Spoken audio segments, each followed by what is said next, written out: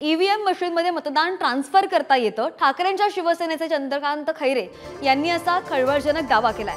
कुणाला मतदान होतंय हे बाजूच्या रूममधून बघता येतं असं सुद्धा चंद्रकांत खैरे यांनी म्हटलंय. आमची मागणी स्पष्ट आहे की बॅलेट पेपरवर निवडणूक झाली पाहिजे आणि ते लवकर गेले. तुम्ही आता यंत्रणा ताबडतोब सुरू करा.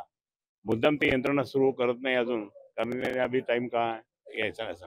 परंतु हे सगळं त्या ठिकाणी तुम्हाला सांगतो की सगळ्या म्हातारे कोणते, मला इथे 2 म्हाताऱ्यांनी सांगितलं, वयस्कर वृद्धांनी, साहेब इतकं तुम्ही करणार फिरणार, पण जर समजा हे नाही झालं, हे ईव्हीएम मशीन बंद नाही झाली तर म्हणजे हे परत खोटे नाटे लोक वर येतील. तुम्ही बॅलेट पेपरवर द्या, आम्हाला समजतं की कुठं शिक्का मारायचा काय मारायचा.